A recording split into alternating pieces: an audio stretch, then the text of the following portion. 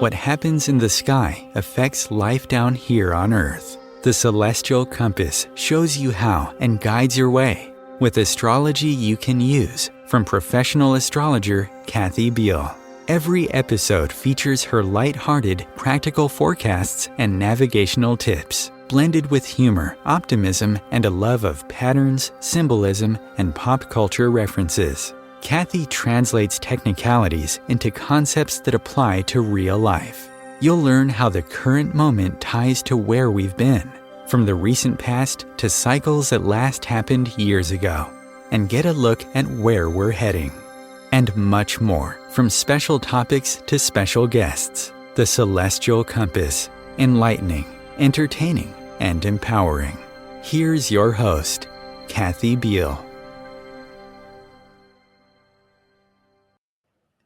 Greetings, Earthlings. Welcome to Celestial Compass. I'm Kathy Beal of EmpowermentUnlimited.net. And I want to start with a tiny bit of an update of the forecast for the month of July. And then we're going to get into the nitty-gritty of things that are happening down here on Earth. July has in the center of it a really, really rocky time with Uranus, the planet of sudden volatile change, conjunct Mars, the planet of action, cosmic first responder, on the 15th, causing all kinds of crazy, volatile, surprising things to be happening. You might have noticed some in the news. And then later in the week, we have the second Capricorn full moon of the year, conjunct Pluto, the other cosmic change agent, the agent of unavoidable change. I encourage you to look at this time in your life as the moment in a construction or a remodeling project. That's the better analogy for it. When you've been banging around at stuff and walls are starting to fall and the slightest little touch is causing things to break off, and by the weekend, by the full moon, you're just taking stuff to a giant dumpster that you have in the driveway and putting all kinds of things in it. So this is an excellent time for purging, for knocking things out of your life, for recognizing what isn't really supporting you, what is not sustainable, and doing something about it. This particular time is setting the stage emotionally for Pluto's last time through the sign of Capricorn, which is going to happen at the beginning of September until the middle of November. So we're clearing the decks emotionally for what is going to be a bigger picture final pass through the restructuring of our infrastructure and foundations and institutions. You can find a lot more about this in my forecasts. My moon forecasts and monthly forecasts are at omtimes.com, and they are also, along with my weekly forecast, at my site, empowermentunlimited.net. And you can also find a lot of information on my YouTube channel, Professional Aquarian. Now, you might be, if you're listening to this live or actually kind of close afterwards, you're possibly a bit concerned about what is going on politically on the whole globe. There was a move in Britain with an election that looks like the really reactionary conservative forces that have been in control have pretty much been booted out of control. In France, the moderates and the progressives got together to keep the far right from taking control of the government. I believe something similar has happened in Iran. What in the world is going on in the United States with all of this? And I have, to discuss this, someone who is a personal touchstone for me, someone that I talk to on a regular basis about what is going on.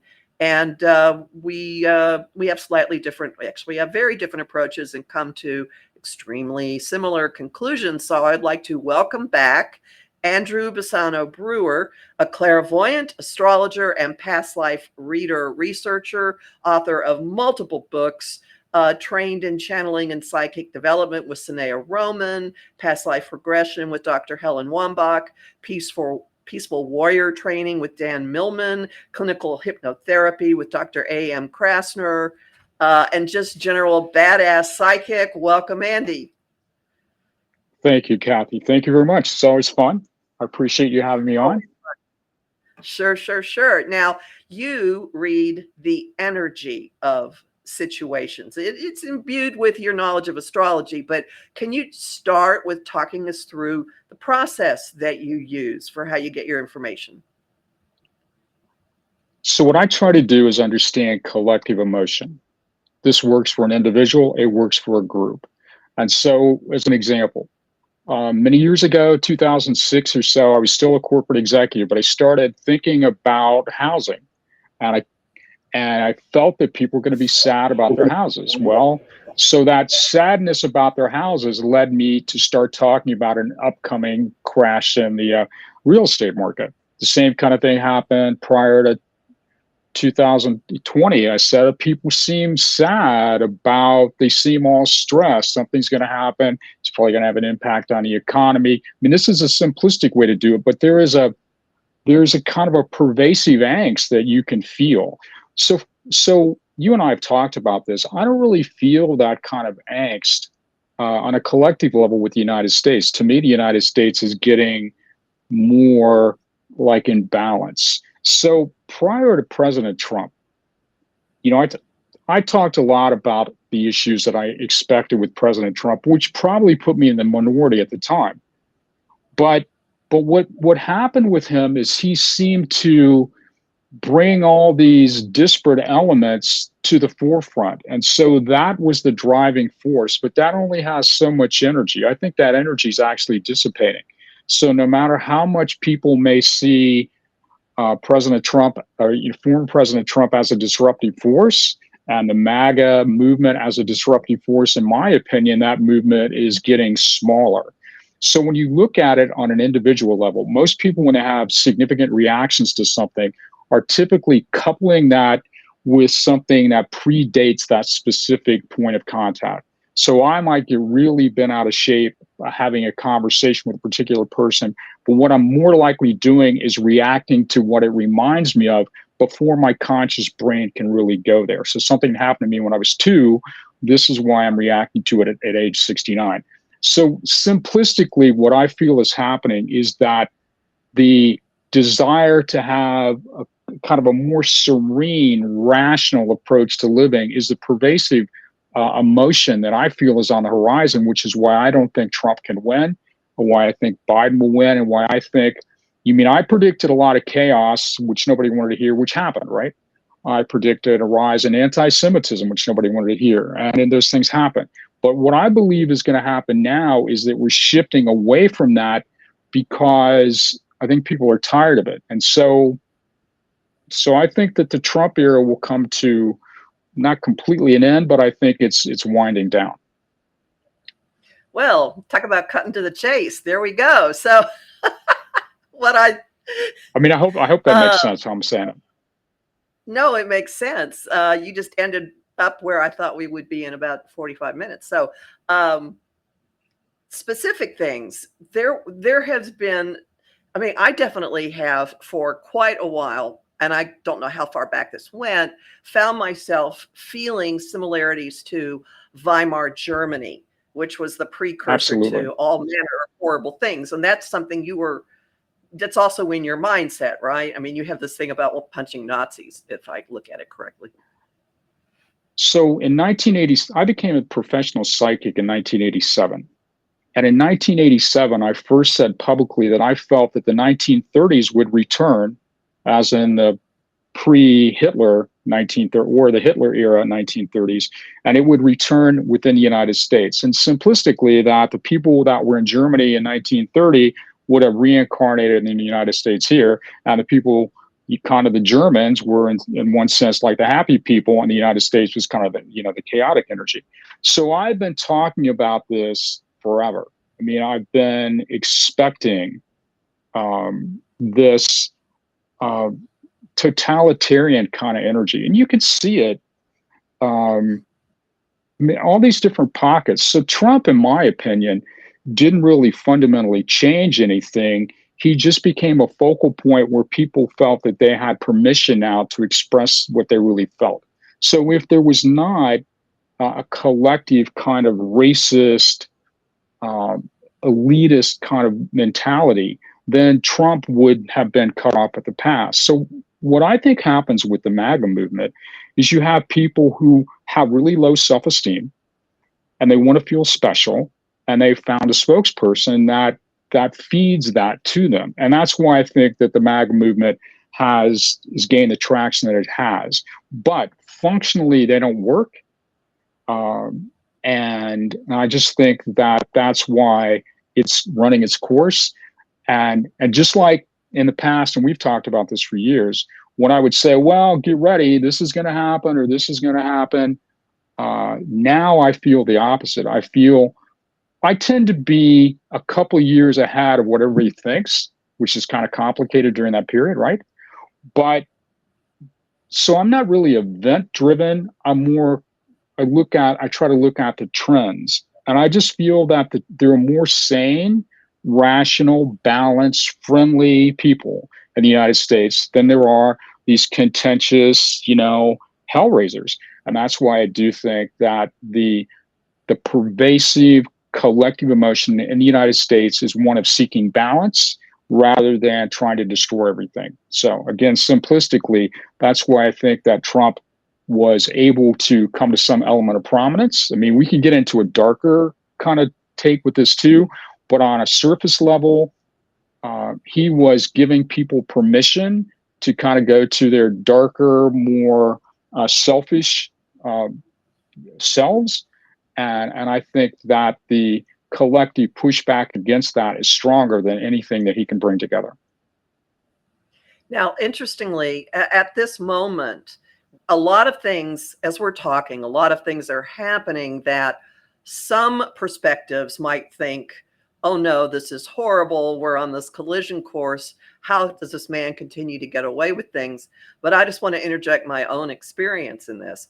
After the 2016 election, before the inauguration, I was sitting in a bar in Brooklyn with a friend, and I had a palpable sensation of a train coming right at us, and the people who had the power to steer the train and put it on a different track were letting it come at us. It was a feeling of absolute inevitability and choice and powerlessness.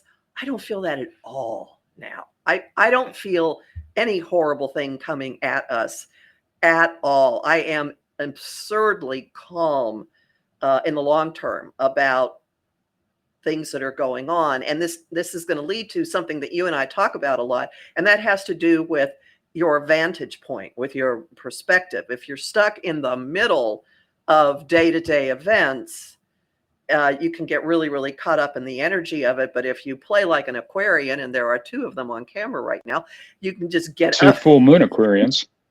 Two full moon Aquarians. You can get in I was going to say, like, let's get in our Cessna or our Piper Cub. It's more than a helicopter, and fly above the situation and get a long distance view. And that is essentially what you do, right? Absolutely. I think it's really critical not to get too caught up in the weeds. And I'm really good historically at knowing when people are lying and knowing when they're different than what they present themselves to be. So for example, prior to the 2016 election, I said that President Trump would win. This didn't go over well, so I didn't say it too often. And I did it astrologically, actually. I did it in comparison to the 1776 chart with Hillary and with Donald Trump. But what I said then was that Trump was geared more towards this sales energy, that he was more of like a, carny and less of a politician, that his management style would be absolute chaos, and that he would drive things forward through trying to cause disruption so that you couldn't really hold him accountable. And to some degree, that works for him. But it also leaves a lot of things that kind of fall through the cracks. And ultimately, those things falling through the cracks, you leave a mess. People want to clean it up. It's important like I talk about this a lot. I don't look right at people. I try to look at the energy around people, because there's an energetic relationship between an individual and the space in which they have it. This is why the law of attraction is sort of only halfway there. And I talk about that a lot too. We've had these conversations. So when you look at event-driven things, like what happened this weekend with President Trump, to me, changes nothing. It changes nothing. But people are spending a lot of energy trying to decipher it, understand it.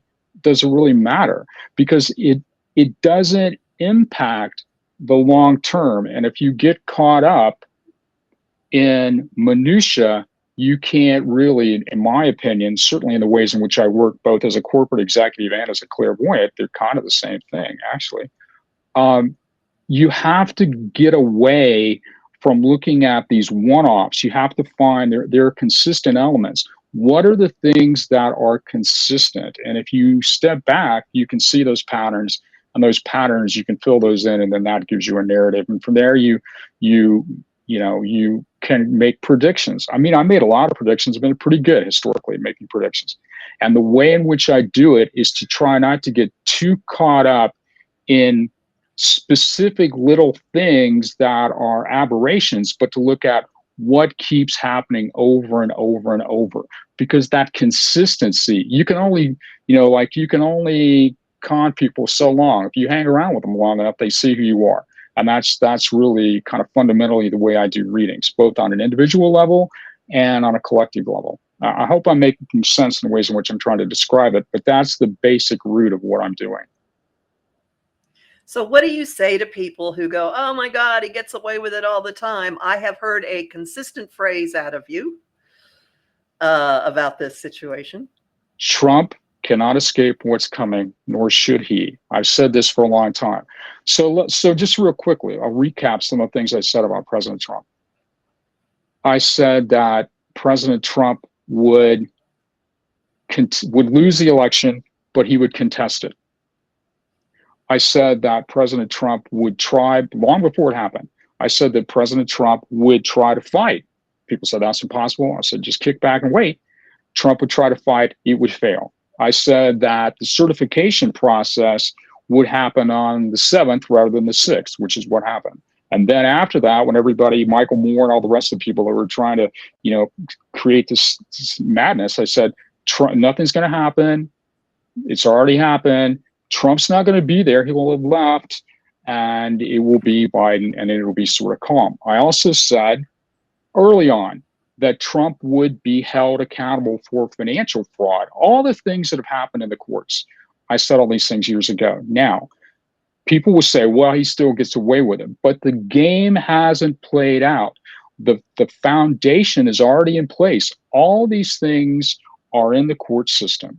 And I don't worry about what's happened, like with the Supreme Court, the recent decisions with Roe v. Wade or with presidential immunity. Those things are short-term blips. And what happens too often is that people get too caught up in, oh, this happened, it can't. I go, just chill out. You have to step back. And over the long haul, I've been pretty consistently on point. I'm not event driven. I don't worry about events. So if you ask me what's going to happen on Tuesday, I don't know, because that's not how I want to look at things. But I think it's important just to stay in a space of clarity and calmness and not to get too up or down either way. But people will tell you who they are. But what they try to do is tell you what they want you to believe. I'm pretty good at not seeing that either on an individual level or on a collective level. And that's why I think that this push, this Christian nationalism kind of thing is going to fail. They've tried to do it in the past. It's failed. It will fail again. That's what I think. Well, again, you've said everything I wanted to talk about, so we've still got lots of time. Okay, then we can add to it. So that's, yeah, I got plenty I can say, so that's no problem. Right. And I want to talk about Trump's astrology, since I'm with a famous astrologer. So this would be a thing that we can talk about together. One of the things that always jumped out to me with Trump was his Mars. Because what I've found is that when people have a planet that's on the 12th house side of the ascendant within 2 to 3 degrees, excuse me, that tends to work out as some sort of subconscious issue. And so to me, I've always said that Trump was driven by a fear that he was inadequate, like kind of in a way like the traditional short man's disease, and that everything that Trump would do was going to be based on this notion. Trump believed he wasn't good enough, but he was arrogant enough to believe he could get away with it. And that sets up a dynamic where people ultimately make mistakes. So if he gets in a situation where there's a lot of stress and the boy is in a stressful world, then I believe he will make mistakes. But that 12th house Mars led me to think that he would be impulsive and do things as a matter of course. And I think that that plays out in just his day-to-day operations. And I think that's also a reason why I think that he will push himself to the place. I've said for years that Trump will push it and push it and push it and develop this sense that I'm immune.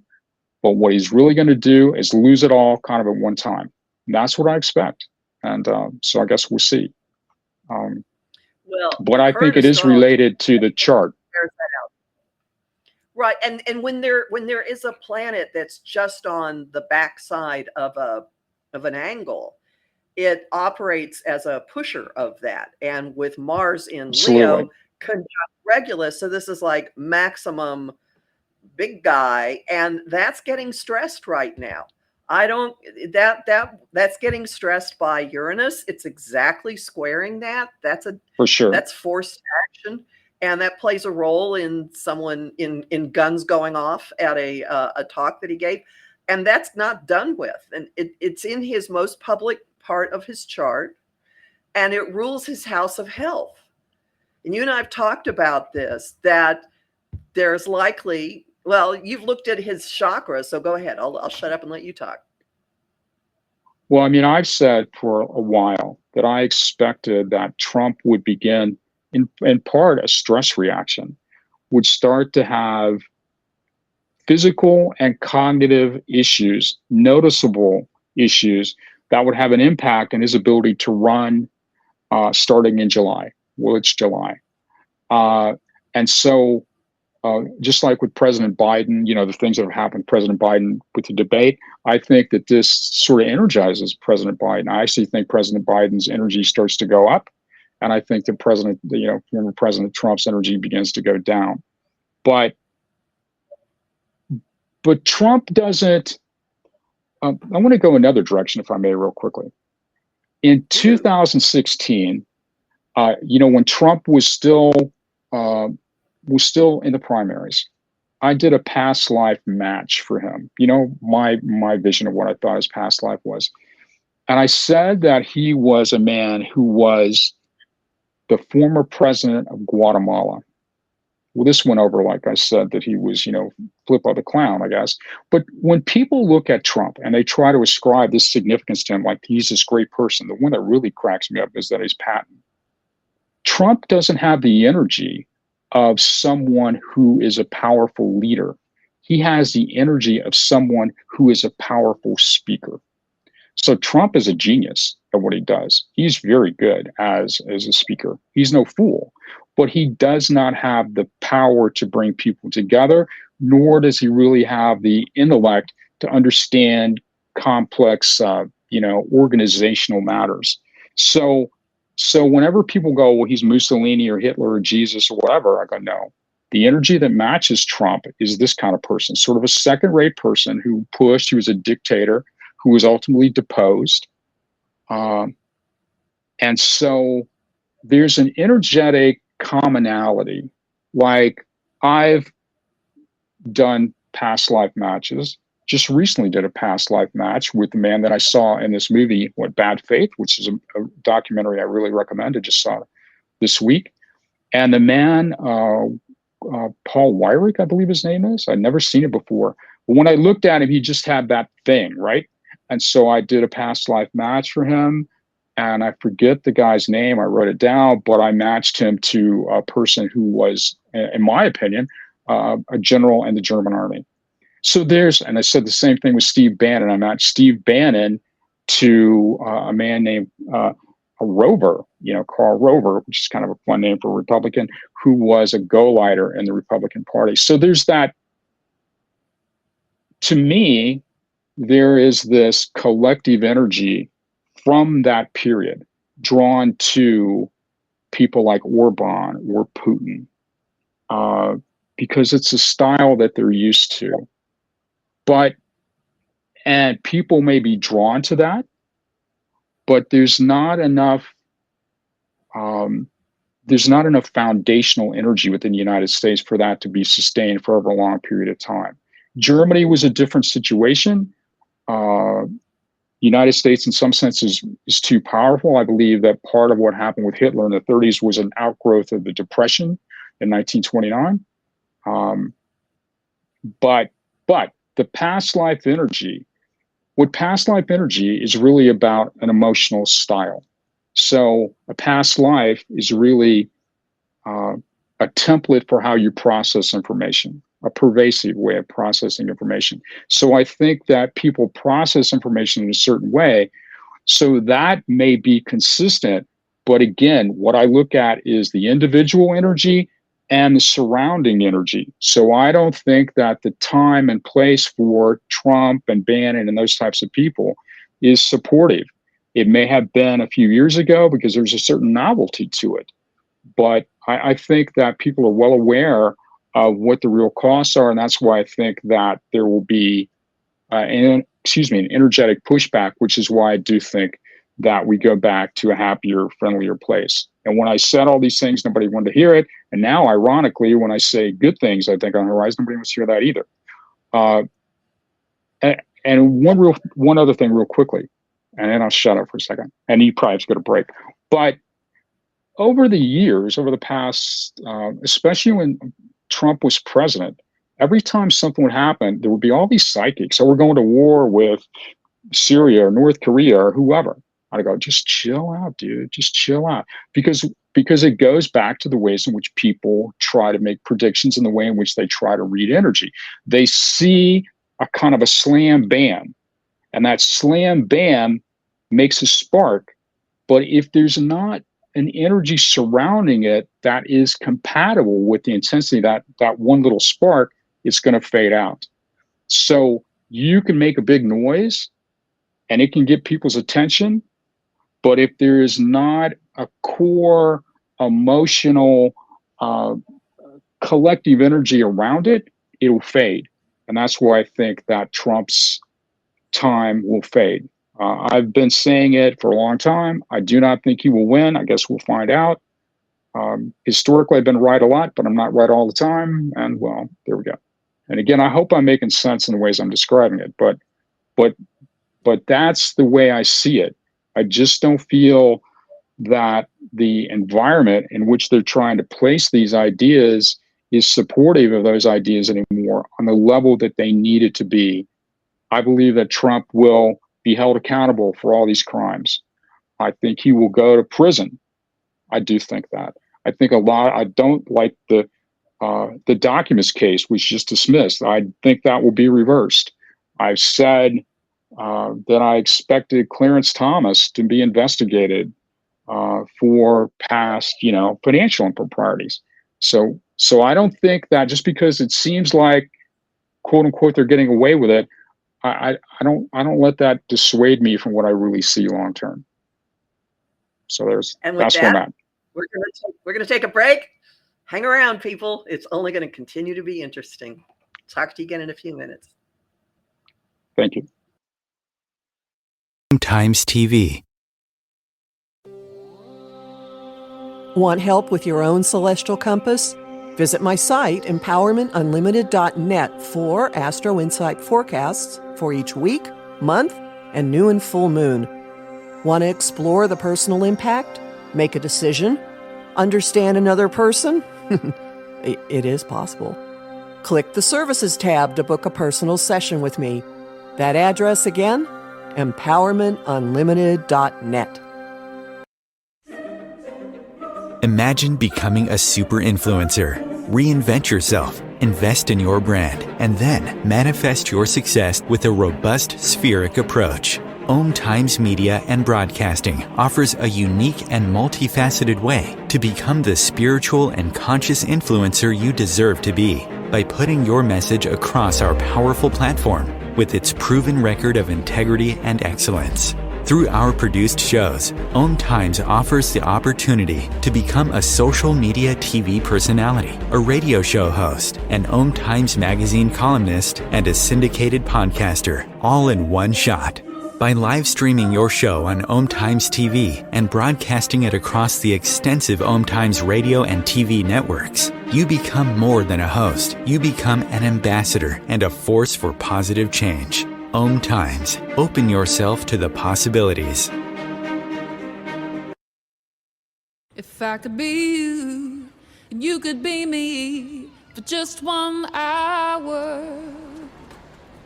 If we could find a way to get inside each other's minds. Walk a mile in my shoes.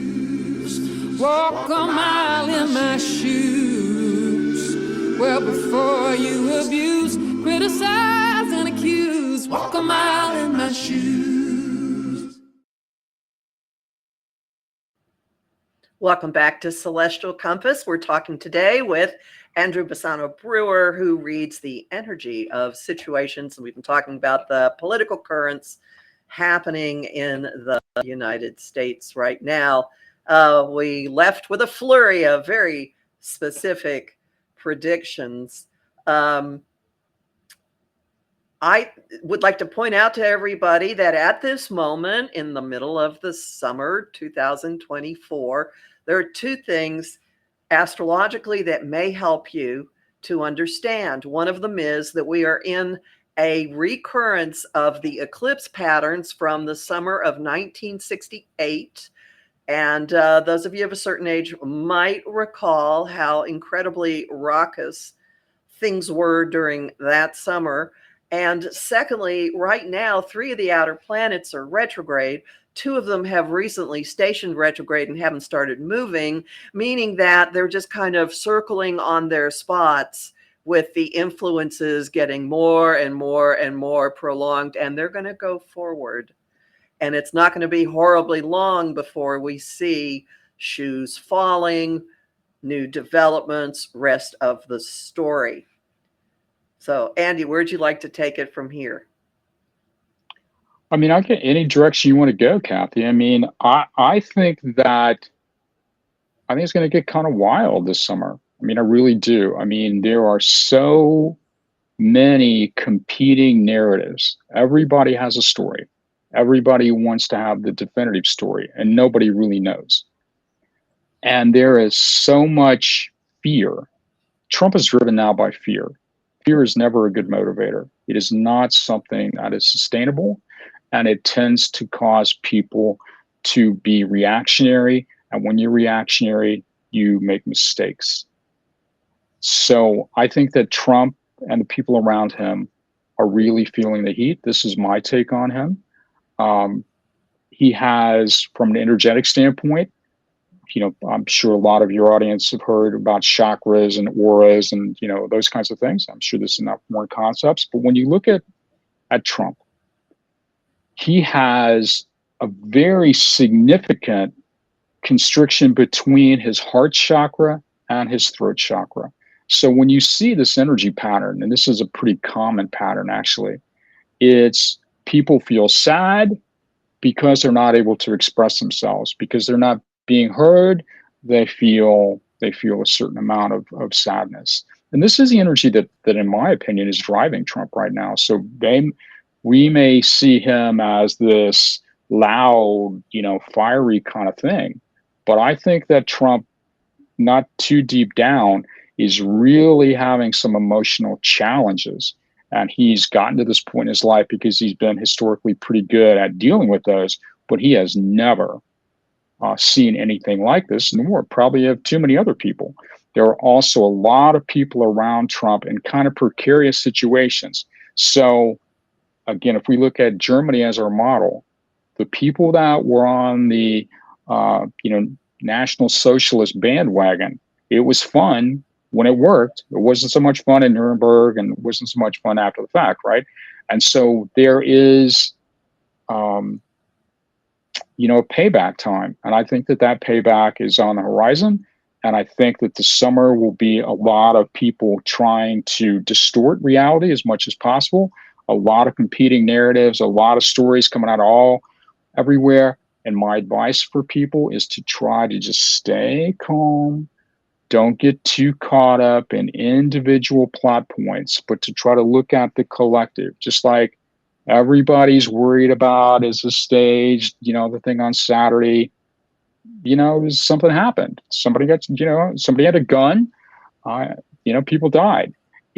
But it does not fundamentally change the story of Trump. It does not fundamentally change the narrative of our collective future. And I think people, in my opinion, are wasting too much time. Is it staged? Was it fake blood or whatever? It doesn't make that much difference, I don't think.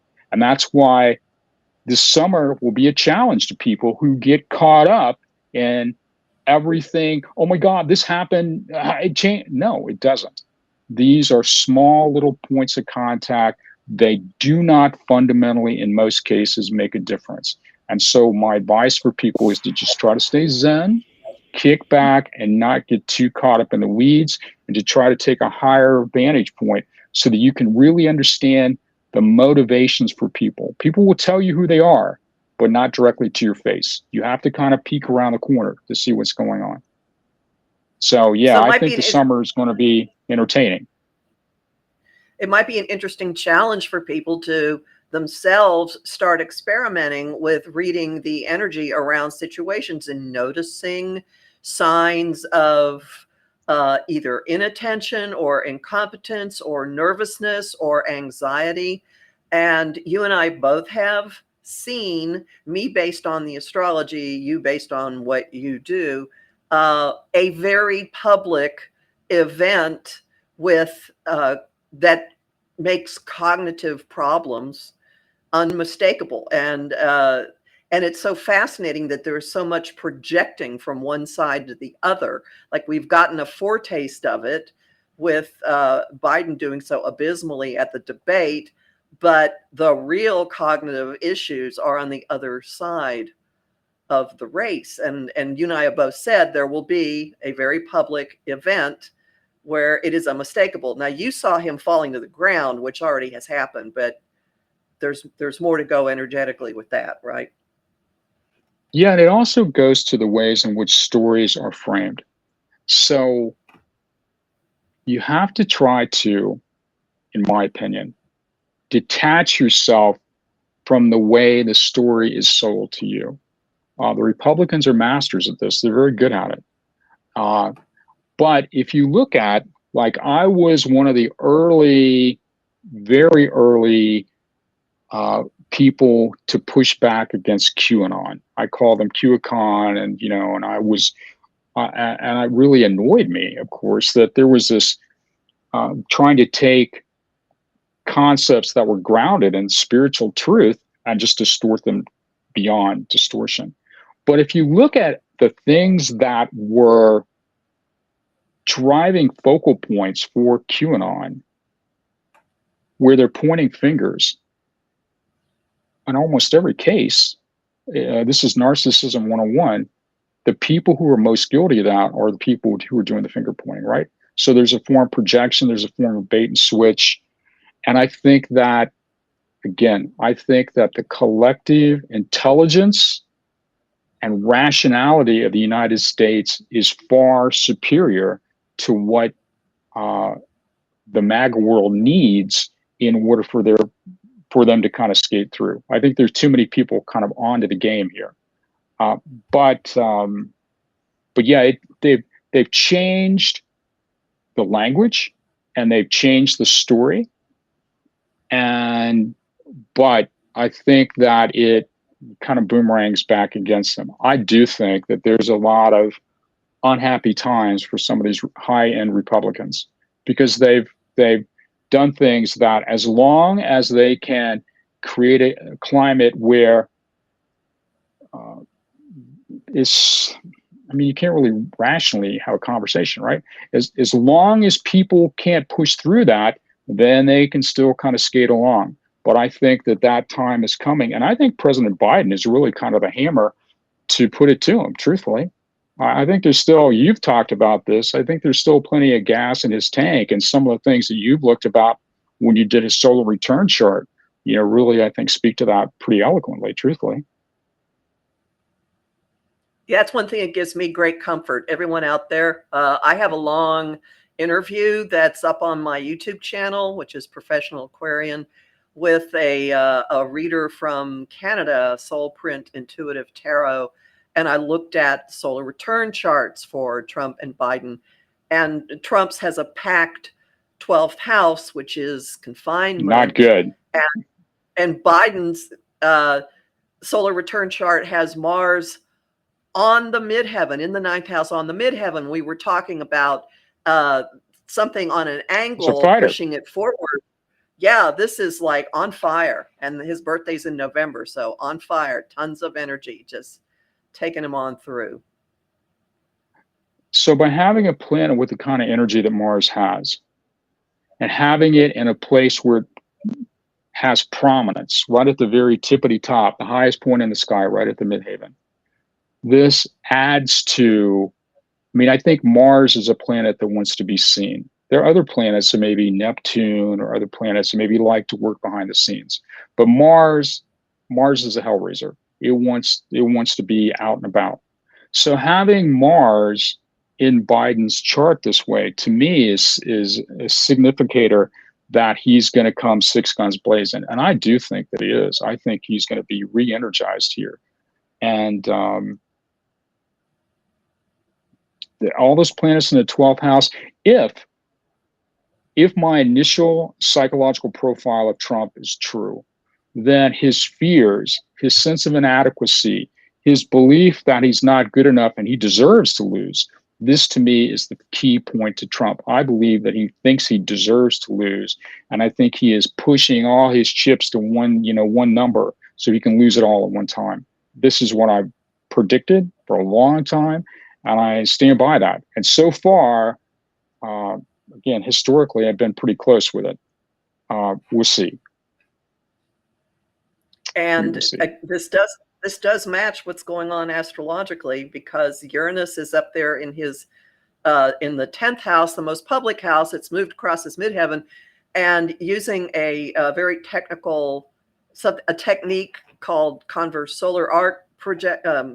His converse solar arc Pluto is going to move across the same spot in November. Basically, the two planets of massive change, unpredictable, radical change, and unavoidable change, are moving across the part of his chart that deals with his career, his place in the world, his home, his family, you name it. And that equals everything at once, which is what you've seen consistently. And there's another element in Trump's chart that I think is important. So if you look at the idea, the degree a year theory of progressions, Trump just turned 78. 78 degrees from,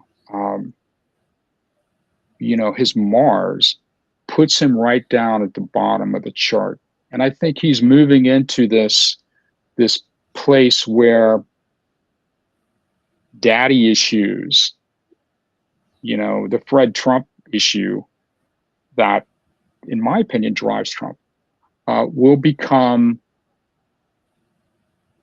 more dominant. And as he gets older, and as his cognitive, and on all the energetic photos I've done, I consistently draw this thing here. There's a prefrontal lobe issue with Trump, I believe. And so that will oftentimes be a situation where there's not, the circulation to the brain is not working as well. You often see that with decline in language skills, pre-dementia. But as Trump's ability to keep it all together and remember his lies simplistically fades, then, the wheels could fall off pretty quickly. I still maintain that Trump's basic core emotion is, I don't feel worthy, but you ain't the boss of me anyway.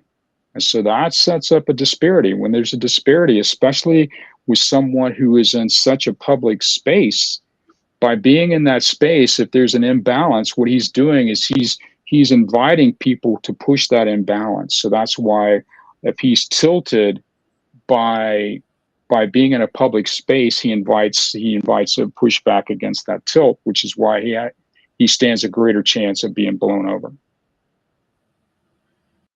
The energy matters, and the ways in which people inhabit space matters.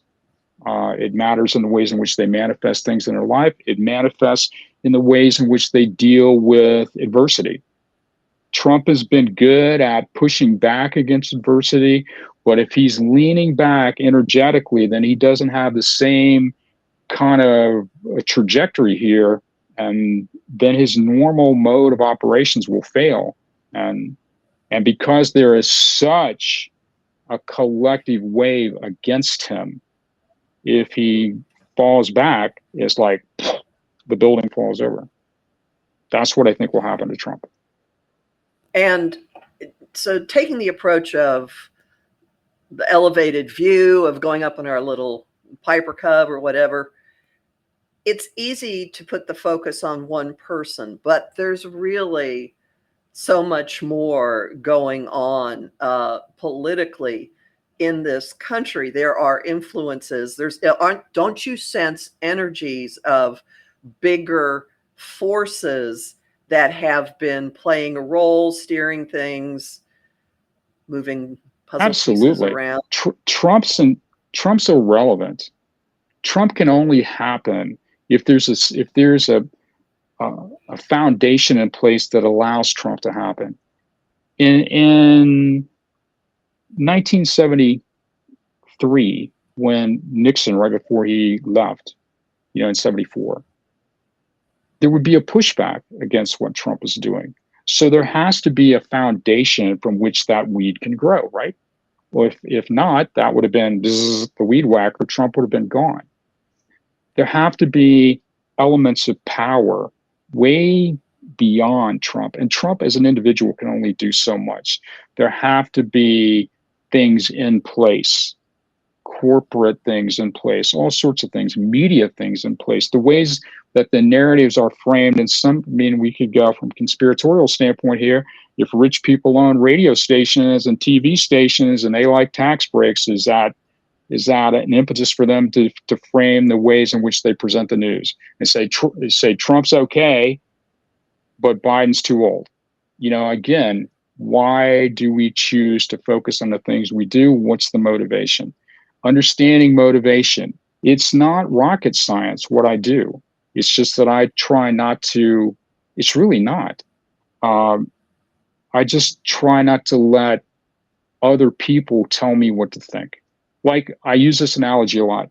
If I'm in a group, like I look out the window, sky looks blue to me. If I'm in a group and there's 12 people and 11 people go, "Oh my God, the sky is such a lovely orange," I would use a bad word here, but I go, the sky is orange. The sky is blue, excuse me. It looks blue to me. It's blue.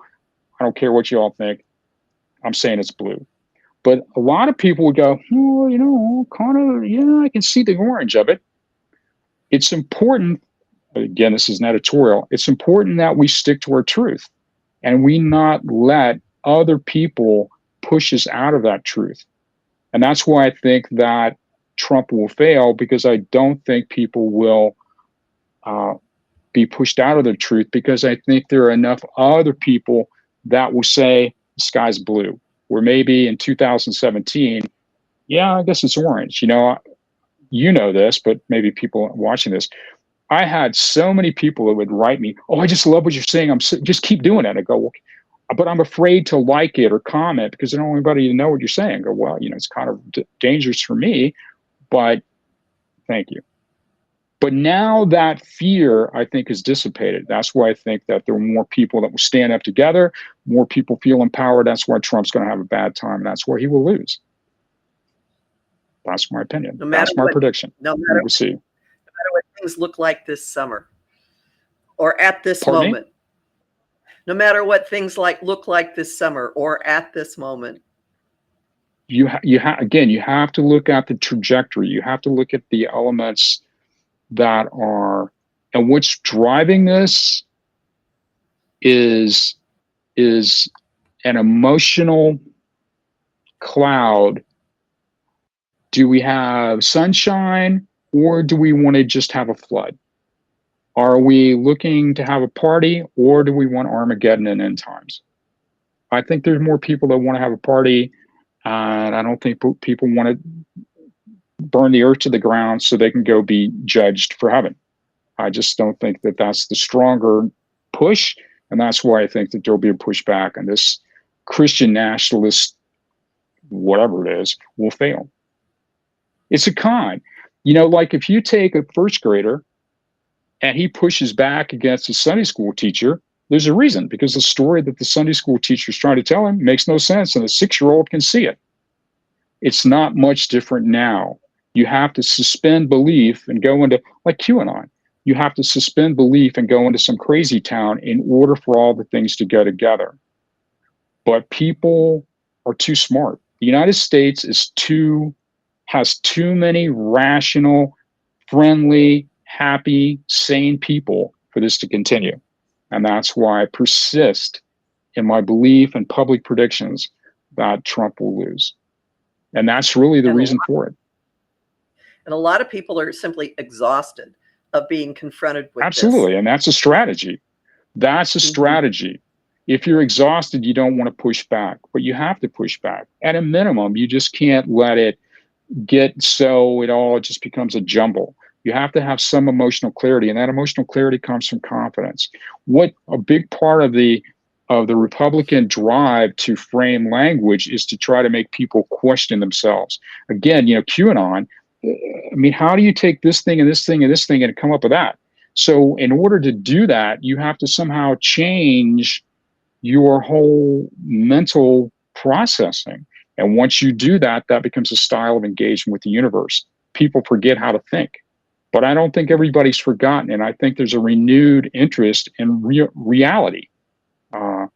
And Love and Light Land, and you see me write about this a lot, has sold us out. And I think people are catching on to that as well, which I think is a good thing.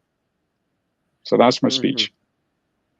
That's a great one. All right. So where can people find you? You are heavily in 2 places. One of them is Facebook, correct? Facebook, because I'm an old man, I can only use one thing. And the other is my website is Andrew, ANDREW -BREWER, so andrew-brewer.com. And but yeah, Facebook, Andrew Bassano Brewer. And you have your thank you for having me. It was fun. Oh, right. But you've got missives on a regular basis on Facebook. And you and I will periodically hit a point of, I'm not going to talk about this, and we'll try to hole up, and then gradually we just give in and answer things that people are hounding us about. So anyway, you when also have, yes? When you saw? When I saw the debate, I knew I had to kind of be more public again. So. It's all part of the punching Nazis goal of your life. So for sure, what you do. For sure. But you also have, it is a mission. You also have an account at Medium.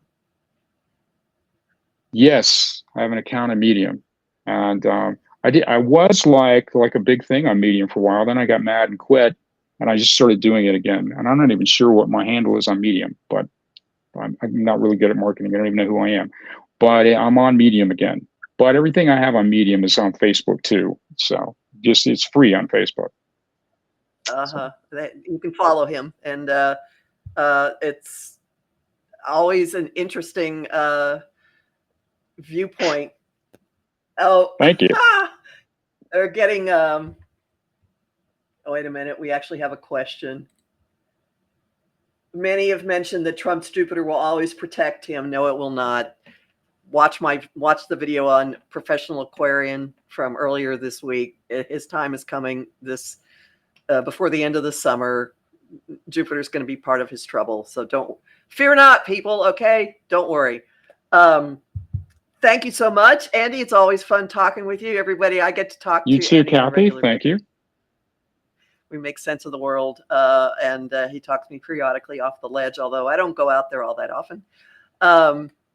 Remember, everyone, my forecasts are at empowermentunlimited.net and at ohmtimes.com, where I also have a guide to Mercury retrograde. And in August, Mercury's going to go retrograde again. So you will want to check that out. And also, my YouTube channel is Professional Aquarian. And I have a long, like a 45-minute interview with Soul Print Intuitive Tarot, going through the astrology of the politics for the rest of the year. And I have the beats of changes in Trump's fortune, and also things for Biden and Harris as well. So thanks, everybody. Go off in your little Piper Cub. Join us up there. Fly above it all. And we'll be dancing in the streets in a few months. Thanks. See you guys again. Good. Thanks, Andy. Thank you very much. You're welcome. Thank you.